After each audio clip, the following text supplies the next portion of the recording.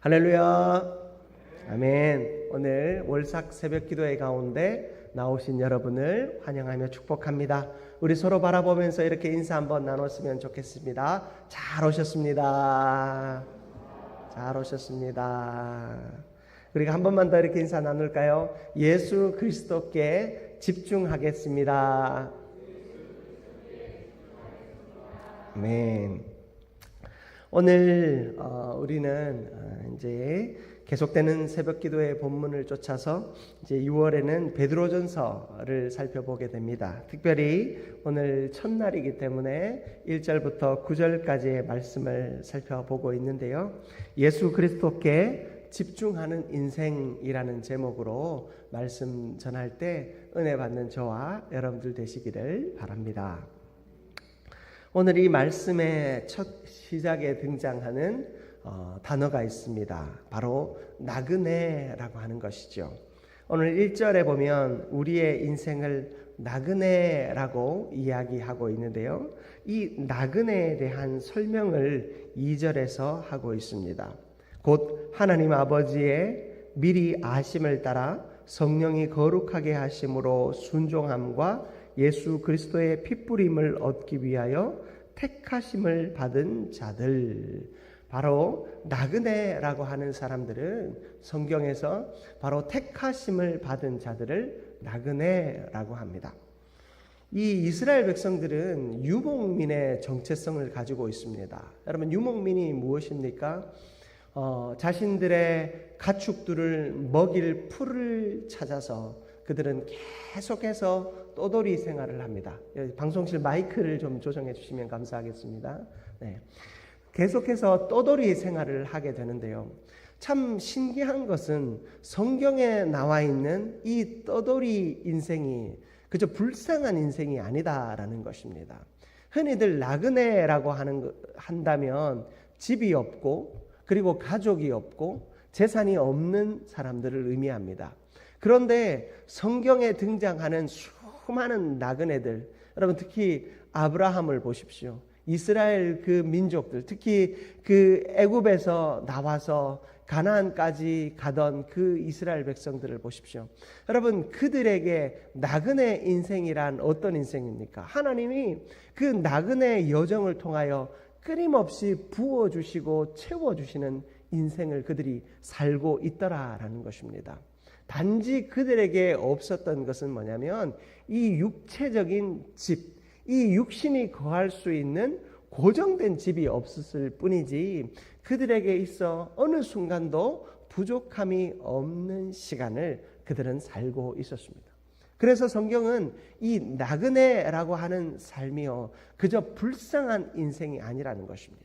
여러분, 우리의 인생이 나그네로서 살아갈 때 남이 보기에 또 나 스스로 불쌍해지는 그 한순간이 있습니다. 그것이 언제인 줄 아십니까? 소유에 집착하게 될 때입니다. 내가 무언가를 가지려고 하고 큰 집을 소유하려고 하고 많은 물질을 소유하려고 하는 그 소유에 집착하게 될 때 우리는 우리 스스로를 불쌍하게 볼 수밖에 없고 이 불쌍한 내 인생이 참 안타깝게 여겨집니다. 그러나 성경은 우리가 소유에 집착할 때 그 소유를 많이 얻을 수 있다 말하지 않습니다. 바로 예수 그리스도께 집착할 때, 이 집착이라는 표현이 좀 이중적인 의미가 있습니다만은 우리가 예수 그리스도만을 온전히 바라보고, 오늘 말씀에서 저는 이 예수 그리스도께 집중이라는 단어로 바꾸어 보았는데요. 여러분, 우리가 예수 그리스도에게 집중할 때 우리의 인생이 그 하나님께서 채워주시는 풍성한 은혜들을 날마다 맛보며 사는 인생이 될 것이다. 바로 복된 인생이 될 것이다 라고 성경은 이야기하고 있습니다. 사랑하는 성도 여러분, 소유에 집착하기보다 예수 그리스도에게 집중함으로 하나님께서 우리에게 주시는 은혜와 복을 온전히 누리게 되는 저와 여러분들 되시기를 주님의 이름으로 축복합니다. 우리 읽은 말씀 가운데 4절과 5절 말씀을 우리 같이 다시 한번 봉독해 보겠습니다. 4절과 5절 말씀입니다. 썩지 않고 더럽지 않고 쇠하지 아니하는 유업을 잊게 하시나니 그 곧 너희를 위하여 하늘에 간직하신 것이라. 너희는 말세에 나타내기로 예비하신 구원을 얻기 위하여 믿음으로 말미암아 하나님의 능력으로 보호하심을 받았느니라. 아멘. 하나님께서 우리에게 예비하신 은혜와 복이 있다라고 이야기합니다. 특히 4절 하반절에 보니까 하늘에 간직하여 두셨대요. 누구를 위해서? 너희를 위해서. 우리를 위하여 하나님께서 하늘에 간직하여 두신 것이 있는데 그것이 바로 하나님의 능력이요 믿음의 소망이며 이 땅 가운데 베풀어 주시는 하나님이 동행하여 주시는 삶의 복이다라는 것입니다. 여러분, 이스라엘 백성들을 요즘은 뭐라고 부릅니까? 유대인이라고 부르죠. 여러분, 이 유대인이라는 말은 성경에 나오지는 않습니다. 비슷한 말로 유다 사람이라는 말이 나오죠. 이 유대인이라고 하는 표현은요, 우리가 신약 시대에 우리를 그리스도인이라고 부른 것과 비슷한 맥락 속에서 살펴볼 수 있는 말입니다.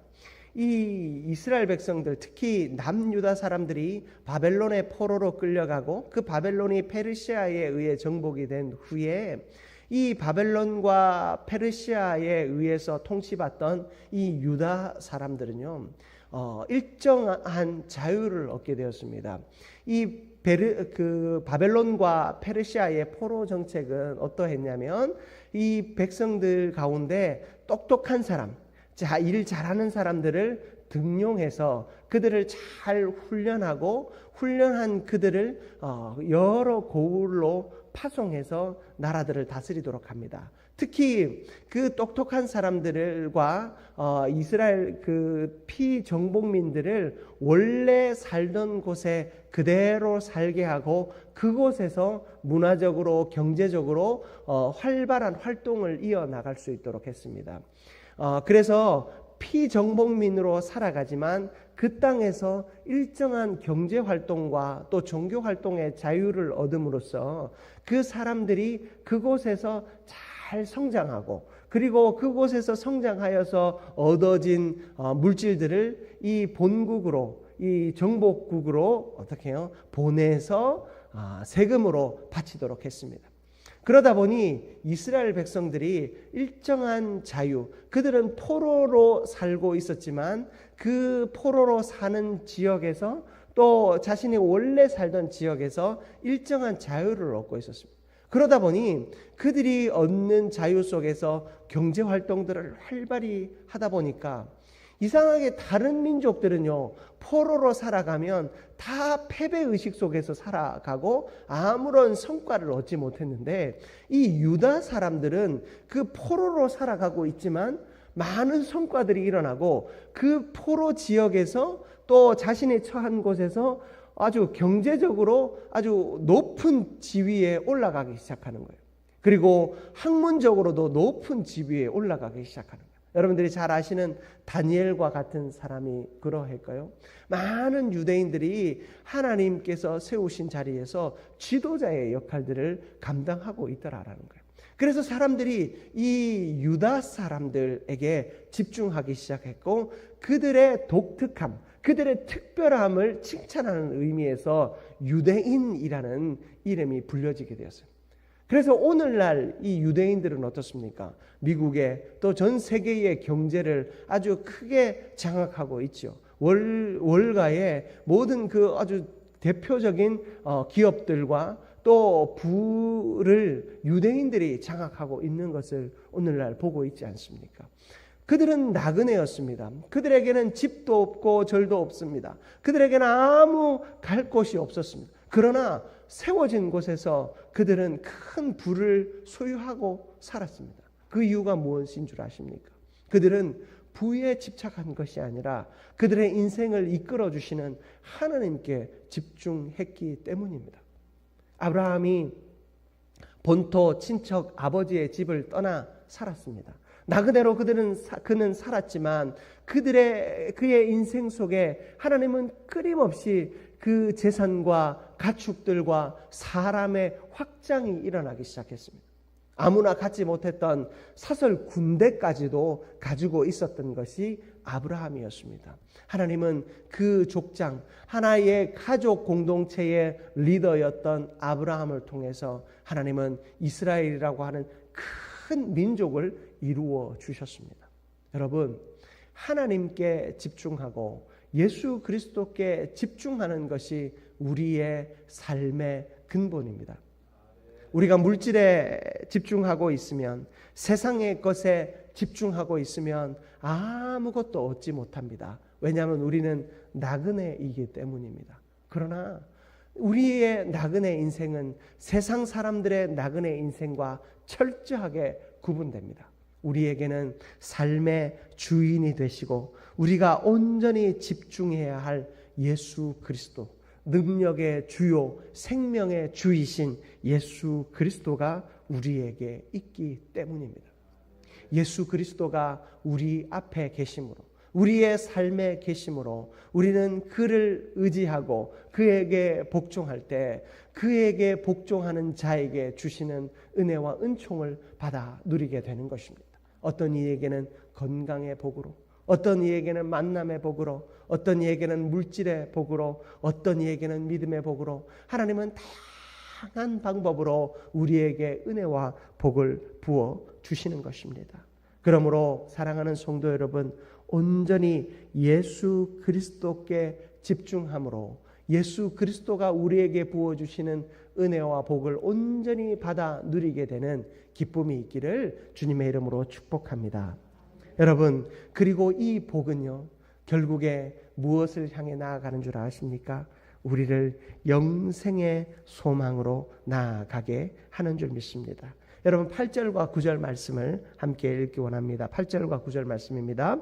예수를 너희가 보지 못하였으나 사랑하는도다. 이제도 보지 못하나 믿고 말할 수 없는 영광스러운 즐거움으로 기뻐하니 믿음의 결국 곧 영혼의 구원을 받음이라. 아멘. 여러분, 우리는 예수 그리스도로 말미암는 영혼의 구원을 소유한 자입니다. 여러분, 세상 사람들은요, 영혼의 구원이 없기 때문에 그 마음의 평안과 안식을 얻기 위해 끊임없이 물질적인 것을 바라보고 그 물질적인 것에 끊임없는 욕심을 가집니다. 더 많은 것을 가질 수 없을까? 다른 사람들이 갖지 못한 더 좋은 것을 내가 가질 수 없을까 갈망합니다. 그러나 여러분, 물질이라고 하는 것은요, 끊임없이 우리를 목마르게 합니다. 물질이라고 하는 것은요, 끊임없이 우리를 갈증 속에 사로잡히게 합니다. 왜냐하면 탐욕이라고 하는 것은요, 끊임없이 우리에게 그 소유에 대한 욕심, 그 욕심을 부추기는 것이기 때문입니다. 그러나 예수 그리스도를 바라보고 하나님을 의지하며 나아갈 때, 여러분, 하나님이 주시는 풍성한 복을 소유한 사람은요, 그 물질에 연연하지 않습니다. 그런데 너무나도 놀라운 것은 물질에 연연하지 않는 순간 하나님은 우리에게 넉넉하게 부어주기 시작하시더라라는 것입니다.